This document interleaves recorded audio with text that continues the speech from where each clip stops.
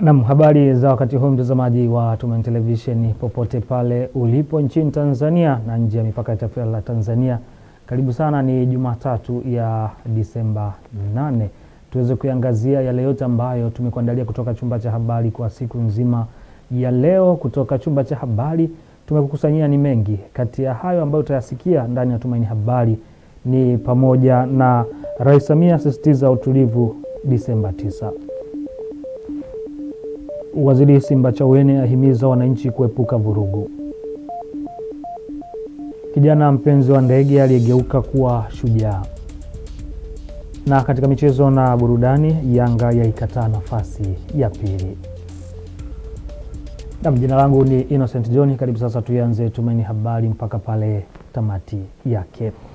Waziri Mkuu wa Jamhuri ya Muungano wa Tanzania Dr. Mwigulu Nchemba amewasilisha salamu za heri ya sikukuu ya Uhuru Tanzania Bara ambayo inaadhimishwa Desemba 9 ya kila mwaka. Aidha, katika ujumbe huo serikali inawashauri wananchi wote ambao hawatakuwa na dharura siku ya kesho Desemba 9, 2025 kuitumia siku hiyo kwa mapumziko, hivyo kusherehekea maadhimisho ya siku ya uhuru wakiwa nyumbani. Ni Waziri Mkuu wa Jamhuri ya Muungano wa Tanzania. Waziri wa mambo ya ndani George Simbachawene amesema maandamano ambayo yamepangwa kufanyika kesho Desemba 9 sio maandamano bali ni mapinduzi. Akizungumza na waandishi wa habari kwenye ofisi za Wizara ya Mambo ya Ndani, Simbachawene amesema maandamano hayo sio halali na hayana kibali chochote kisheria kama inavyotakiwa kwa mujibu wa katiba ya nchi. Kuna tafsiri ambayo inaweza ikawa unaposema maandamano ya amani na unapofanya maandamano yakawa na fujo. Inaweza kukuta kabisa umebadilisha tafsiri ya maandamano. Hivi tuulizane sisi nyinyi wa Tanzania. Maandamano yanachoma vituo vya mafuta. Maandamano mtu anakuambia shuka kwenye gari yako na gari lako linachomwa moto. Maandamano yanachoma ofisi za serikali. Maandamano yanachoma vituo vya polisi. Sasa unaweza ukasema una estimate nguvu gani itumike? Maandamano ambayo na polisi wamekufa. Maandamano ambayo raia na wenyewe kwa sababu mbalimbali, kwa sababu katika taharuki kama ile, vifo vyepu kama umechoma mahali, dhahiri kutatokea tu vifo. Na maandamano au riot yoyote haijawahi kuwa kitu salama. Na ndio tunahimiza kwamba njia nzuri ya kudai haki yoyote ile ni mazungumzo. Njia zozote zilizosababisha zilizoletwa daiwa kwa fujo hazijawahi kutoa matokeo. Tunaona Sudania kwa maandamano rais akaondolewa na nchi haijatulia. Sasa hivi watu wanakufa kwa kuliwa na nzi. Si mnaona hamuoni? Watoto wanakufa kwa kuliwa na nini? Nzi, sio kwa bunduki. Nzi anakula mtoto mpaka mtoto wamemtelekeza hapo kwa sababu ya mambo haya ya kuyadai bila kufuata mifumo mizuri yenye tija na ustawi kwa ajili ya wewe unaishi leo na watakaoishi baadaye. Kauli ya Simbachawene inakuja wakati ambapo taarifa mbalimbali mitandaoni zimezagaa kuwepo kwa maandamano yasiyo ya kikomo kuanzia kesho Desemba 9. Idara ya afya katika halmashauri ya wilaya ya Musoma mkoani Mara imebaini uwepo wa wagonjwa zaidi ya 200 waliokata tamaa ya maisha kutokana na kushindwa kumudu gharama za kufuata huduma kutoka kwa madaktari bingwa waliopo katika hospitali mbalimbali hapa nchini. Hayo yamesemwa na mganga mkuu wa halmashauri ya wilaya Musoma, Dr. Joseph Foma, wakati alipokuwa akitoa taarifa juu ya chunguzi zilizofanyika na hatua za haraka zinazochukuliwa ili kukabiliana na magonjwa yasiyo ya kuambukizwa ambayo yamekuwa yakihatarisha maisha ya wagonjwa. Kiukweli tuna changamoto kubwa kama halmashauri. Tulifanya screening ya wagonjwa wetu, watu wetu ambao tunawahudumia. Tukagundua kwamba watu wetu wengi wana matatizo makubwa ya magonjwa ambayo sio ya kuambukiza. Kwa hiyo tumekwenda kwenye jamii, tukafanya screening. Kwa kweli tumekuta watu wengi hawapati huduma aidha kwa sababu ya hali ya kiuchumi, lakini walio wengi ni umbali, lakini walio wengi hawana habari, hawana taarifa. Kwa hiyo tumegundua kuna watu wengi sana na magonjwa mengi ambayo sio ya kuambukiza, magonjwa ya pressure, magonjwa ya kisukari, lakini tumepata wagonjwa wengi sana wa magonjwa ya macho. Sasa ile ikatupa kwamba lazima tufanye kitu ili kuweza kuwaokoa hawa watu. Mmoja wa madaktari bingwa waliofika katika hospitali ya halmashauri ya wilaya Musoma, Dr. Titus John Danda, amesema wamefanikiwa kutoa huduma za kibingwa kwa wagonjwa zaidi ya 100 wenye changamoto kubwa. Tumehudumia wagonjwa wengi ambao walikuwa wanapata changamoto za matibabu, ambapo hizi huduma za kibingwa ilikuwa inawalazimu kuzifuata mbali. Wengine walikuwa wakilazimika kwenda Kamanga, hospitali ya Kwangwa, ambapo ni mbali na wanatumia gharama na muda. Kwa hiyo wilaya ya Musoma vijijini iliona ni vema isogeze hizi huduma kwa wananchi, na katika hiki kipindi tumehudumia wagonjwa wengi wapatao zaidi ya 100 ambao wamefaidika na huduma hizi. Kwa upande wao, baadhi ya wagonjwa waliopata huduma za kibingwa za afya wameishukuru serikali kwa kuwasogezea madaktari bingwa. Huduma hii naona inaendelea vizuri. Nimefika hapa kwa ajili ya tatizo la ujauzito. Hapa nilipo sisikii mtoto anacheza tumboni, lakini nimefika hapa wamenipokea vizuri, na nimesikia kwamba wameleta hapa Kikonero madaktari bingwa, na nikaona na mimi ngoja nije nipate huduma kwa madaktari bingwa. Lakini nilikuja Majita kwa ajili ya kumchukua kaka ambaye ni mgonjwa toka Alhamisi ya wiki iliyokwisha, ilikuwa ya tarehe 27, kumpeleka mkoani. Lakini nikapata taarifa tu kwamba kuna madaktari wako hapa. Ndio nimemleta hapa, na wamefika, wamempokea vizuri na wameshamshughulikia tu. Tatizo kubwa ni umeme ambao umekata. Huduma zake labda zingekuwa zinaenda. Wagonjwa zaidi ya 100 waliokuwa na changamoto kubwa za kiafya wamepata huduma kutoka kwa madaktari bingwa kutoka katika hospitali mbalimbali mkoani Mara, ikiwa ni agizo la serikali kusogeza huduma kwa wananchi. Asante mwandishi wetu kwa taarifa hiyo. Mkoani Morogoro, wahitimu wa kidato cha 4 nchini wametakiwa kuendelea kufanya kazi kwa bidii kwa kuzingatia nidhamu, maadili na kumtegemea Mungu kama katika malengo yao. Tuungane na mwandishi wetu kwa taarifa zaidi. Wito huo umetolewa na askofu wa Jimbo Katoliki la Mahenge, Mwashama Agapiti Ndorobo, wakati wa adhimisho la misa takatifu ya shukrani kwa wahitimu wa kidato cha 4 wa shule ya wasichana ya Mtakatifu Agnesi Kwiro jimboni humo. Askofu Ndorobo amesema wahitimu hao wamejifunza mengi kwa miaka 4 kuhusu elimu ya Mungu na ya ulimwengu, hivyo hawana budi kuwa tumaini la wazazi kwa kupeleka faraja katika jamii na wenye changamoto mbalimbali, huku akiwataka kuendelea kusali kwa bidii. Nijifunza miaka 4 hapa, na hivyo hata kule unapoona huyu hana mguu, hana nini, unamfariji namna gani? Huyu hana macho, wewe una macho, mikono na miguu, unamfariji namna gani? Ni kwa kusali pamoja naye, ni kwa kumtakia mema katika maisha yake. Na kila mara watawauliza, huyu binti amesoma shule gani? Sherehe hizo zimefanyika sambamba na sikukuu ya askofu huyo kutimiza miaka 45 ya upadre, akawataka daima wadumu kumcha Mungu. Pamoja nani kwa kumaliza kidato cha 4. Na tunashukuru pamoja nami vile vile, mimi namaliza miaka 45.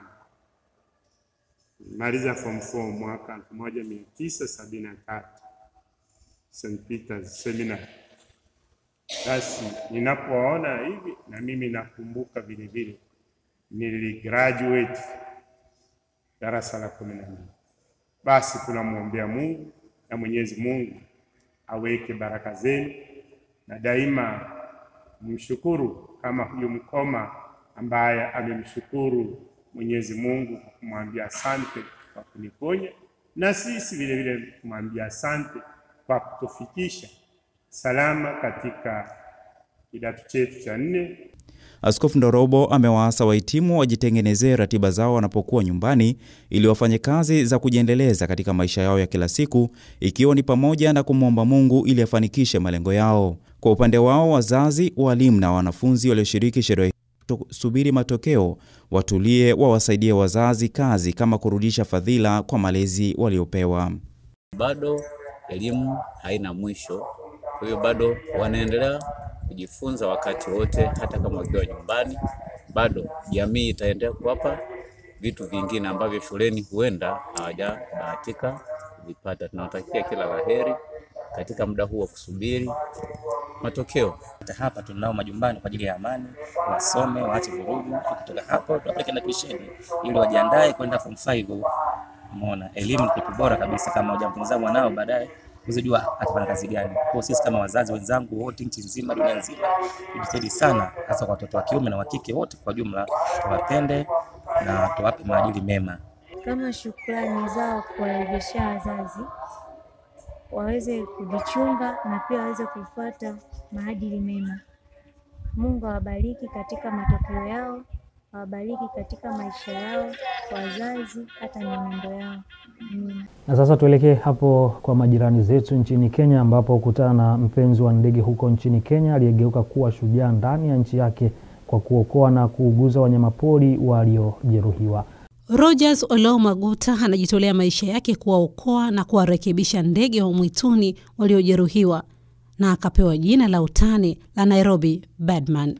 Picha zinaonesha mwokozi huyo wa ndege akitembelea katika mji mkuu wa Kenya akiwa na mwewe mweusi juu ya kichwa chake. Actually, when you see this, you know I'm a bird lover, a bird enthusiast, a bird rescuer. So for me, what I do is currently mimi ni mpenzi wa ndege, mpenda ndege na mwokozi wa ndege. Ninaokoa ndege walio hatarini, walioachwa na kuwarekebisha hadi wawe na afya njema. You know, most of the birds which I rescue them, you find them that they are abandoned.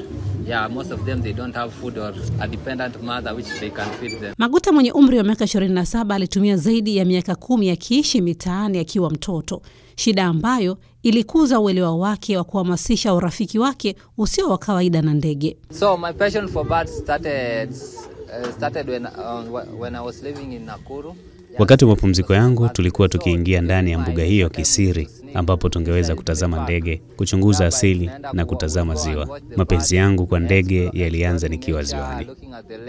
So my first love for the birds started while I was in the lake. Kulingana na Maguta, wengine wanaona kazi yake ni kama uchawi kutokana na chuki ya kitamaduni dhidi ya ndege. Hata hivyo jamii yake inakumbatia juhudi zake. Tuna appreciate kazi yenye Birdman anafanya. Yeye anajituma, anasaidia hizi mabirds from the street. Zingine zinadedi na njaa, zinapanda kwa stima, zinapigwa mashoki hivi. Yeye anafanya kazi fiti kwa kuwa waseka yeye kadhaa. Hii area inaweza kuwa fiti. Maguta anatamani siku moja kufungua kituo cha familia na kituo cha uokoaji na ukarabati wa ndege kwa lengo la kuokoa watoto wasiokuwa na makazi na wanyamapori wa mijini. Aneti Nyoni, Tumaini Habari. Na kwa simulizi hiyo kutoka pale katika taifa la Kenya, na nipo saa kwenda mapumziko mafupi. Nikirejea hapa tutaendelea na Tumaini Habari, nikusiendelea kubaki nasi.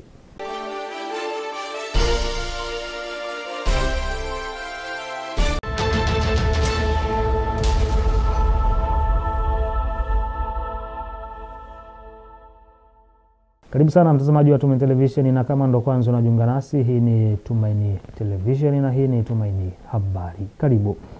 Serikali imewataka vijana kuacha kujiingiza kwenye maandamano yanayochochea vurugu na uharibifu wa mali, badala yake waendelee kusubiri tume ya maridhiano iliyoundwa na serikali na kisha waeleze kero zao kwa utulivu. Tuungane na mwandishi wetu kwa taarifa zaidi. Ni kauli iliyotolewa na mkuu wa mkoa wa Njombe Anthony Mtaka aliposhiriki baada na maombi kwenye makanisa mjini Njombe, ambaye amewasa vijana kuwa na subira kwa kuwa serikali inaendelea kusikiliza kero zao.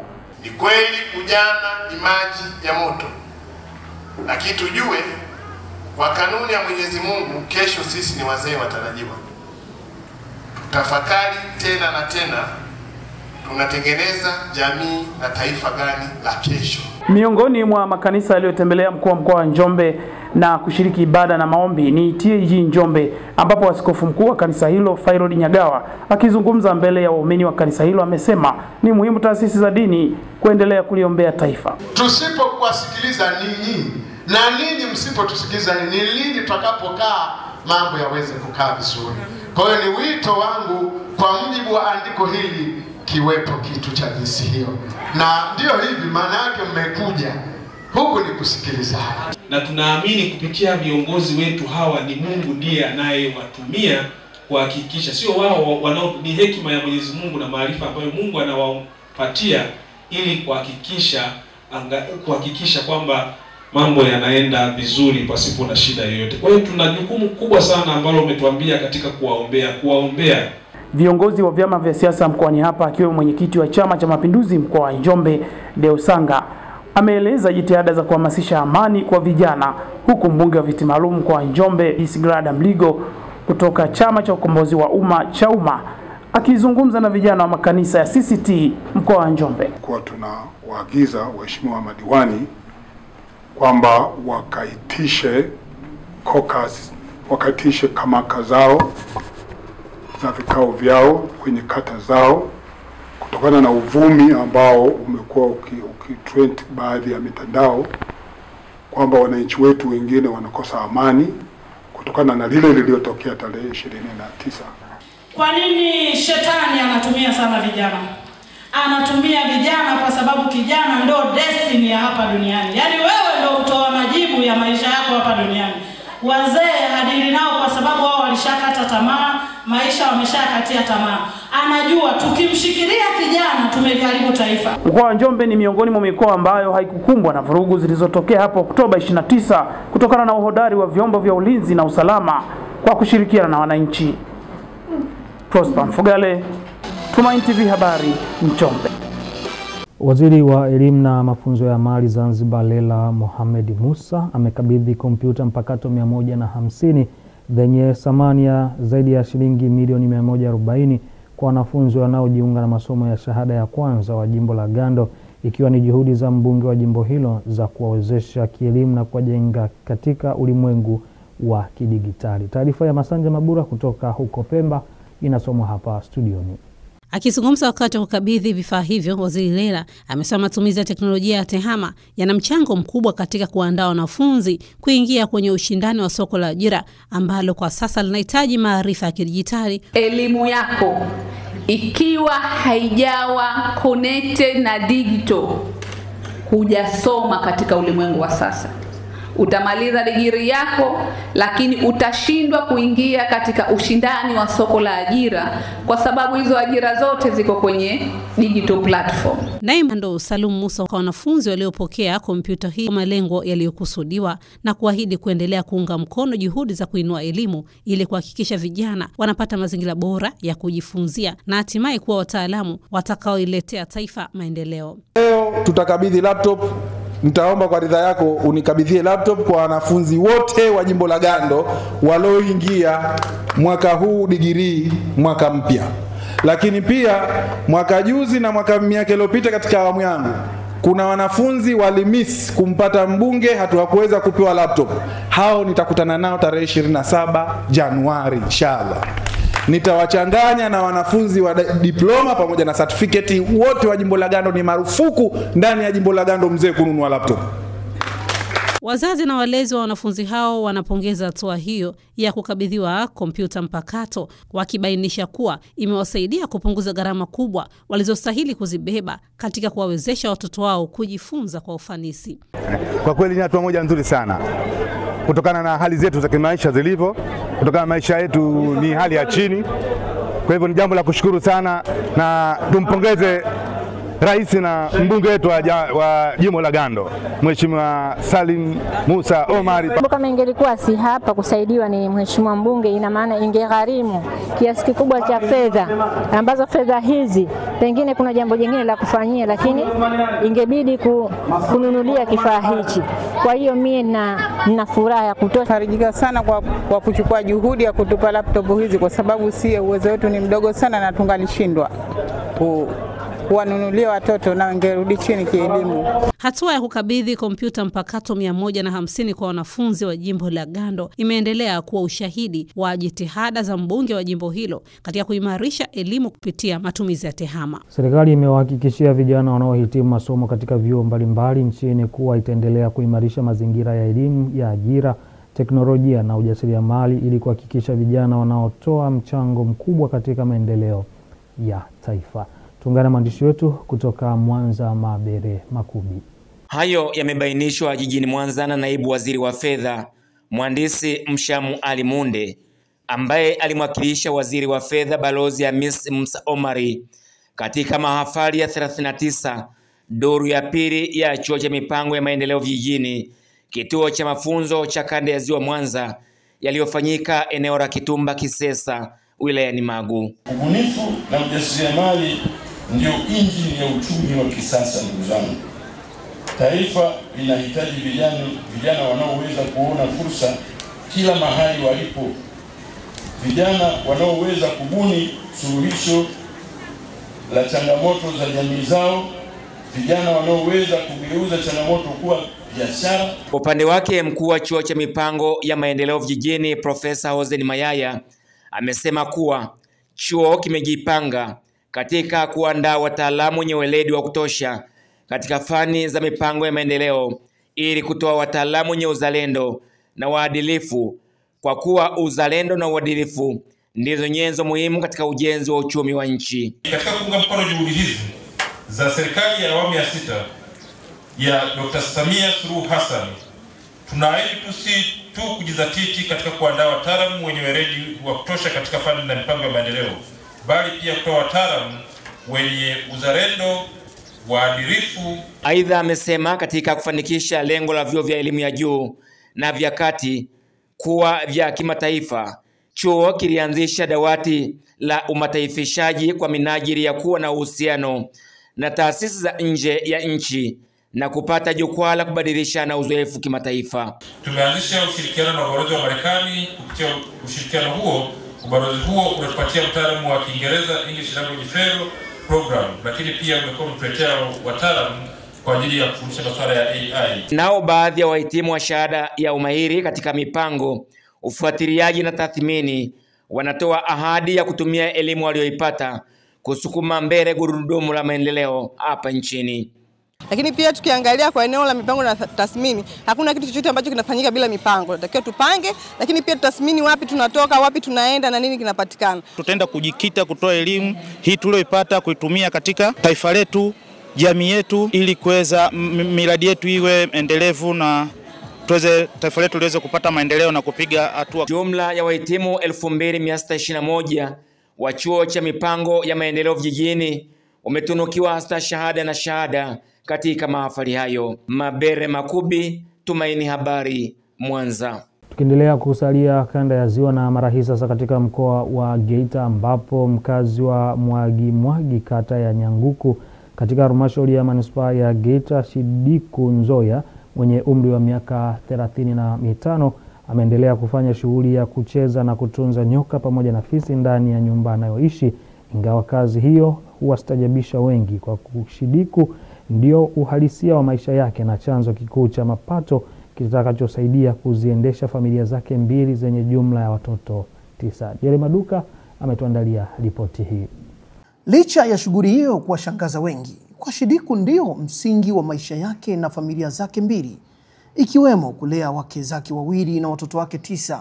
Anaeleza kuwa kupitia vipato vinavyotokana na maonesho ya nyoka na fisi amekuwa akimudu mahitaji muhimu ya kaya zake. Nimeanza kabisa rasmi kuishika mimi mwenyewe mwaka 2017 wakati mzee alipofariki.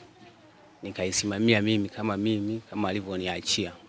Manufaa nimeyaona, maana nimekuwa nikiitwa sehemu mbalimbali, naenda kutumbuiza, napewa kaposho na kuja kujipatia mahitaji ya hapa nyumbani kwangu. Shidiku anasema anaishi na nyoka 9 pamoja na fisi 1, viumbe ambao ulazimika kuwatunza muda wote ndani ya nyumba anayoishi.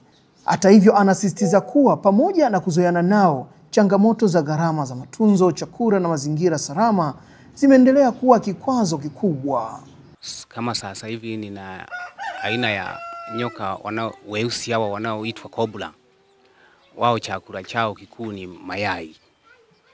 Sasa mayai ni ya gharama kidogo, ambao huwa nawapa kwa kila wiki. Kila nyoka unampatia mayai 5. Changamoto ni kwenye fisi. Make fisi yeye anahitaji chakula chake ni nyama. Kwa upande mwingine, wake zake wawili wamekuwa wakimuunga mkono katika shughuli hiyo, bila ubaguzi. Wanasema kuwa mapato wanayoyapata kupitia kazi hiyo yamekuwa msaada mkubwa katika ustawi wa familia zao na yanawasaidia kufanya kazi kwa ushirikiano. Afisa utamaduni wa Manispaa ya Geita Mary Nehemia anasema halmashauri inaendelea kutoa fursa kwa kikundi cha sanaa cha Shidiku kushiriki katika tamasha mbalimbali ya utamaduni. Tena sio yeye peke yake, ni kikundi kizima. Tunafanya nao kazi, na maana matukio yote, shughuli zote ambazo zinatokea za kiserikali lazima tunapa nafasi. Kwa mfano kwenye sherehe za Muungano, kwenye sherehe za Uhuru, kwenye sherehe za Mwenge, maonesho ya teknolojia ya madini, yani shughuli yote ambayo inatokea, event yote ya serikali. Kundi la Shidiku limepata nafasi ya kukuza vipaji, kuongeza kipato na kutangaza utamaduni wa jamii zao, hatua inayosaidia kuendeleza urithi wa mila pamoja na kutengeneza fursa zaidi za kiuchumi kwa wasanii wa eneo hilo. Asante sana Jerry Maduka kwa simulizi hiyo nzuri.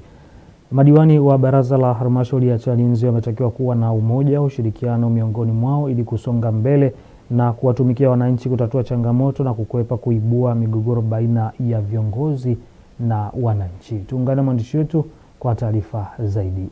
Katika mkutano wa kwanza wa baraza la madiwani wa halmashauri ya wilaya ya Chalinze, ambapo wamekula kiapo ili kuweza kuanza utekelezaji wa majukumu yao ya udiwani pamoja na kuunda kamati za kudumu. Sasa jukumu tulilonalo sasa ni hapa tulipoingilia, twendeni tusonge mbele kama ambavyo tumezoea.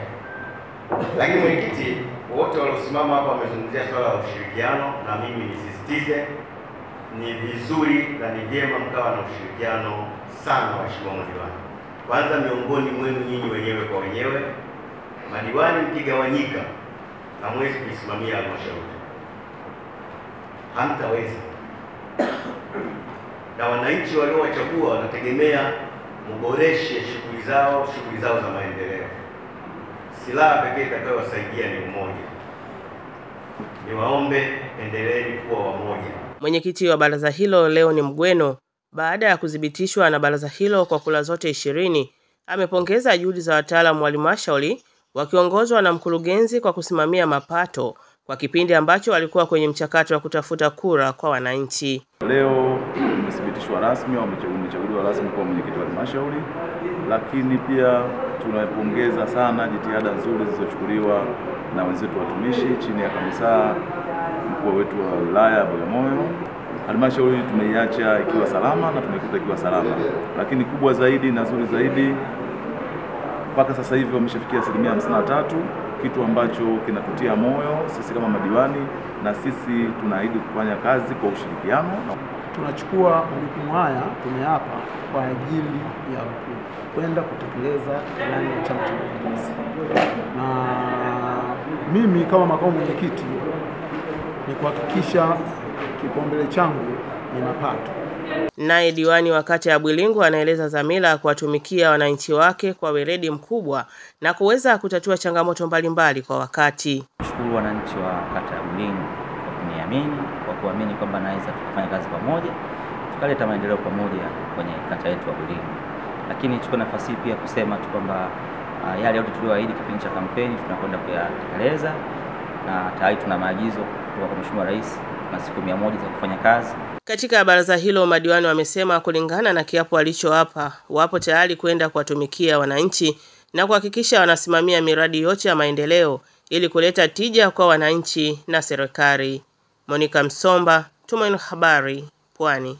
Asante sana Monica Msomba kwa taarifa hiyo. Kuongezeka kwa utupaji holela wa Pampers katika shehia Makangale na Tondoni wilaya ya Micheweni kunatajwa kuchangia uchafuzi wa mazingira na kusababisha hatari za kiafya katika jamii. Hali hii imewaibua Jumuiya ya Afya na Mazingira ya Makangale kuanzisha kampeni ya kutoa elimu kwa wananchi juu ya umuhimu wa kuhifadhi sehemu sahihi. Taarifa ya Masanja Mabura kutoka Pemba inasimulia zaidi. Viongozi wa jumuiya hiyo wamesema Pampers zinazotumika kuchochea maambukizi ya magonjwa kutokana na kuweka mazingira yenye harufu mbaya, mazalia ya nzi na vidudu. Hivyo wananchi wanaaswa kubadili tabia na kuzingatia mfumo bora wa usafi ili kulinda afya na mazingira yao. Kama wananchi tumeamua kulifanya hili ili kupunguzia mzigo serikali kwa upande mmoja, kwa sababu watu wanapoumwa lazima serikali italazimika kutafuta madawa kuwatibu watu wake, lakini tutakapoweza kukinga kabla yale maradhi hayajafika, itakuwa tumesaidia kwa kiasi kikubwa ili kuweza kuunga mkono juhudi za serikali ya Mapinduzi ya Zanzibar juu ya swala zima la kutokomeza maradhi ya mlipuko. Tukaona kwamba ipo haja ya kuweza kuhamasisha jamii kuzitunza Pampers kwa kuweza kuchimba shimo. Wananchi waliofikiwa na kampeni hiyo wamepongeza juhudi hizo na kusema elimu hiyo itasaidia kuongeza uelewa wa jamii juu ya athari za kutupa Pampers ovyo ambazo mara nyingi husababisha harufu mbaya na uchafuzi wa mazingira. Hivyo Pampers ni uchafu. Kama tutafuata barabara inayokwenda huku, basi kama kutakuwa kuna manyonyoto, basi huwezi kuifuata barabara. Huwezi. Uko tayari, tulizeni kama sisi wachunga. Mimi nakubali nipite maporini, njitomo ncheze umande mpaka kuna ng'ombe zangu na hali ya kuwa barabara ipo. Kutupa elimu ya kujua kwamba vipi tutahifadhi mazingira, hususan Pampers za watoto. Kwa kweli nawaahidi kwamba tutatoa mashirikiano na kile Pampers ambazo kwa tutazikushana kijijini na kuzileta sehemu husika kwenye shimo pale. Kampeni ya utoaji elimu juu ya utunzaji sahihi wa Pampers imeonekana kuwa chachu ya kuibua uelewa kwa jamii kuhusu umuhimu wa kulinda afya na mazingira yao. Taarifa ya Masanja Mabula kutoka Pemba imesomwa nami studioni Selina Matuja, Tumaini Habari. Na kwa taarifa hiyo kutoka huko Pemba inanipa wasaa kuna mapumziko mafupi. Nikirejea hapa tutaendelea na Tumaini Habari, ni kusiendelea kubaki nasi tukiziangazia taarifa mbalimbali za biashara na uchumi.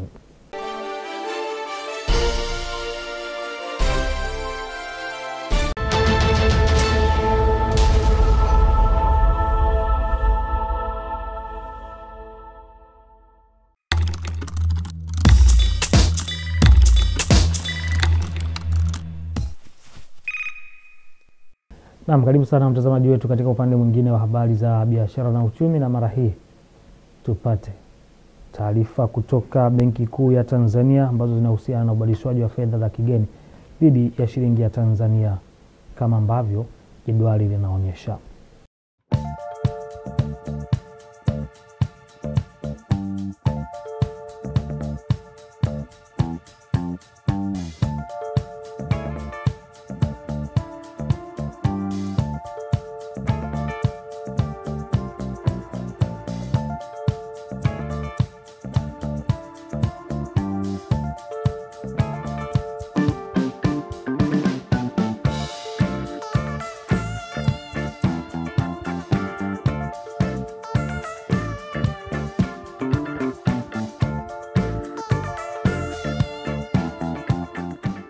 Na mtazamaji, kwa taarifa hiyo kutoka Benki Kuu ya Tanzania BOT, na nipo wasaa kutamatisha katika upande huo habari za biashara na uchumi.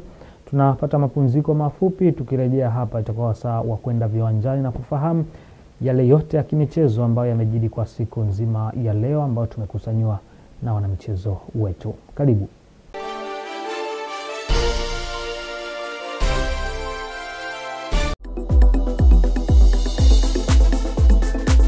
Pilika za maisha ni nyingi sana. Katika pilika hizi zinaweza kupelekea kukataliwa, kudhurumiwa ama kushindwa. Pengine madeni, vikoba, kausha damu, haya yote yanaweza kusababisha wewe ukakata tamaa ya maisha na pengine kudhurumu nafsi yako. Haya yote yana suluhisho lake.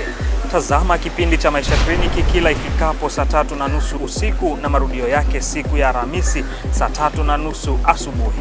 Kutana na wataalamu mbalimbali ambao watakupa suluhisho la changamoto zako.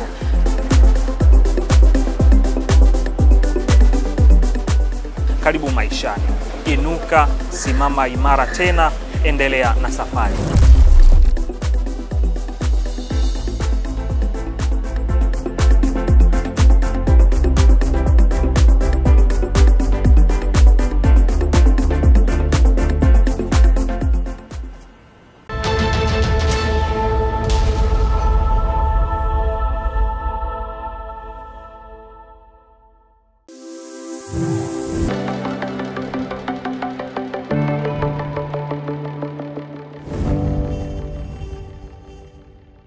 Naam, karibu sasa mwanamichezo, tuweze kuyafahamu mengi ya kimichezo zaidi ambayo yamejiri katika viwanja mbalimbali vya michezo na burudani, na mwenzangu tayari ameshafika hapa na jarada lake limejaa yale ya kimichezo ambayo yako humo ndani. Karibu sana katika upande huo.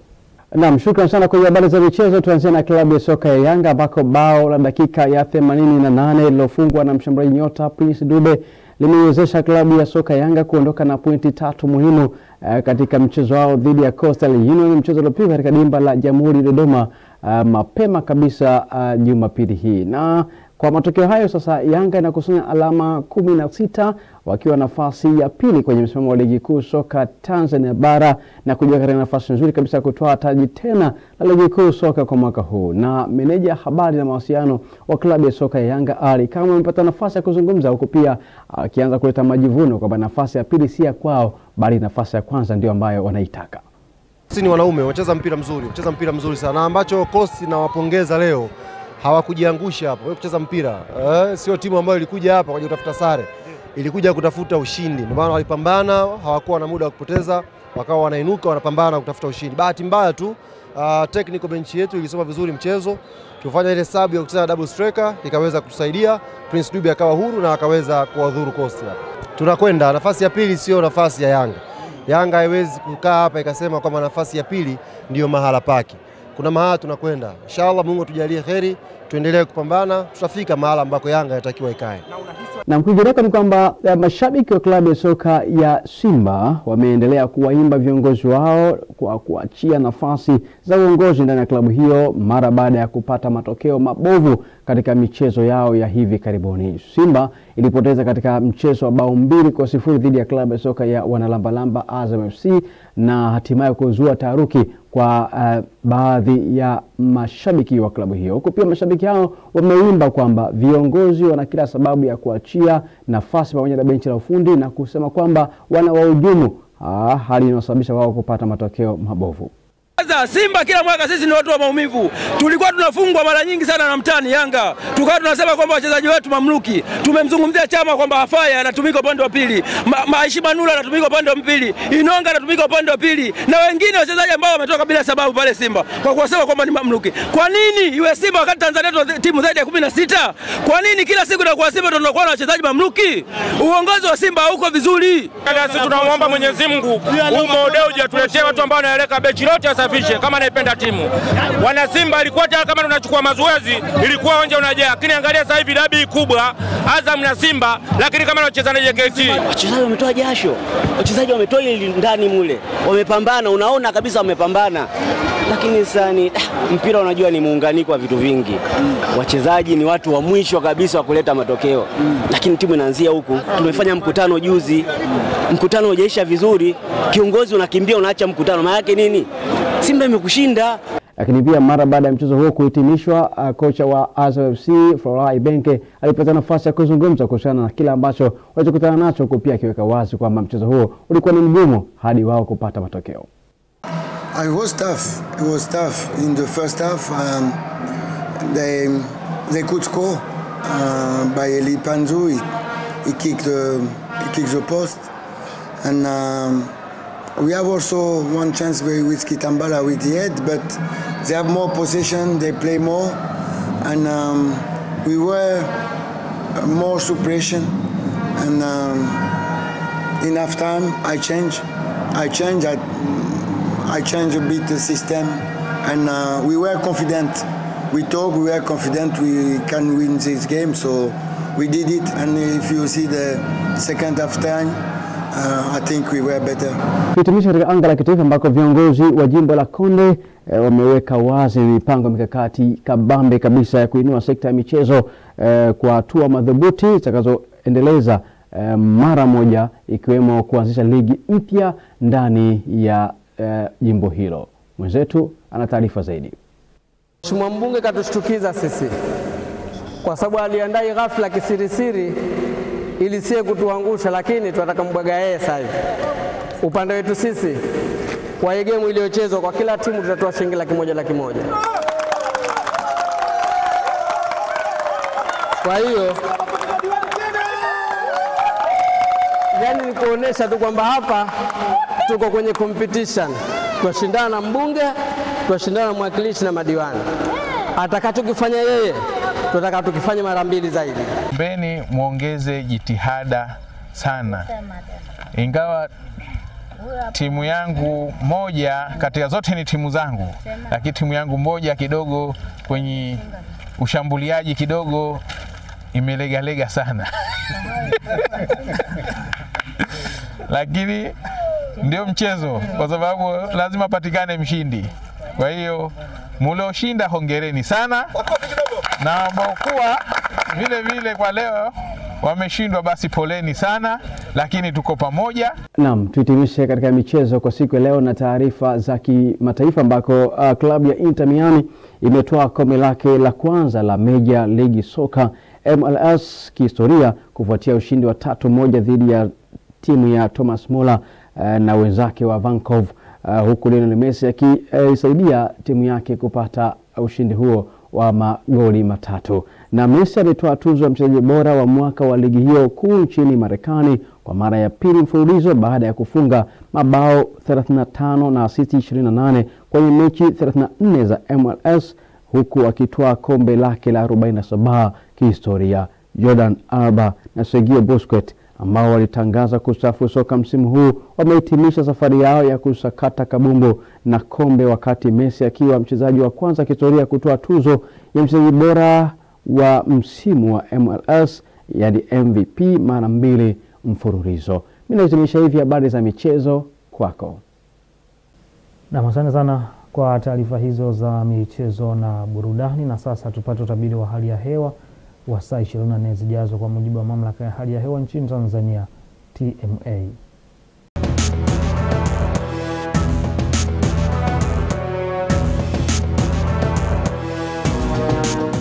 Sasa ni wasaa wa utabiri wa hali ya hewa kwa muda wa saa 24 zijazo, tukianzia saa 3 usiku kutoka mamlaka ya hali ya hewa Tanzania. Karibu. Usiku wa leo ni matarajio kuwa maeneo yote hapa nchini yanatarajiwa kuwa na hali ya mawingu kiasi na makavu kwa ujumla. Upepo wa bahari unatarajiwa kuvuma kwa kasi ya kilomita 20 kwa saa kwa upande wa pwani ya kaskazini pamoja na pwani ya kusini. Hali ya bahari inatarajiwa kuwa na mawimbi madogo. Ziwa Victoria pamoja na Ziwa Nyasa, upepo wa ziwa unatarajiwa kuvuma kwa kasi ya kilomita 30 kwa saa. Hali ya ziwa inatarajiwa kuwa na mawimbi makubwa kiasi. Ziwa Tanganyika pamoja na Ziwa Rukwa, upepo wa ziwa unatarajiwa kuvuma kwa kasi ya kilomita 20 kwa saa. Hali ya ziwa inatarajiwa kuwa na mawimbi madogo. Kiwango cha juu kabisa cha joto la juu kinatarajiwa kufikia nyuzi joto 35 katika mkoa wa Morogoro ukilinganisha na maeneo mengine hapa nchini, hususan siku ya kesho. Na kwa siku ya kesho ni matarajio kuwa mikoa ya Kagera, Kigoma pamoja na Katavi, mikoa inatarajiwa kuwa na hali ya mawingu kiasi, mvua na ngurumo katika maeneo machache na vipindi vya jua. Rukwa, Songwe, Mbeya, Iringa pamoja na Njombe, mikoa inatarajiwa kuwa na hali ya mawingu kiasi, mvua katika maeneo machache na vipindi vya jua. Ruvuma, Lindi pamoja na Mtwara, maeneo yanatarajiwa kuwa na hali ya mawingu kiasi, mvua nyepesi katika maeneo machache na vipindi vya jua. Maeneo mengine ya Rosaria hapa nchini yanatarajiwa kuwa na hali ya mawingu kiasi na vipindi vya jua. Na mpenzi mtazamaji, mpaka hapa kutoka mamlaka ya hali ya Tanzania hatuna la ziada. Asante na nikutakie usiku mwema.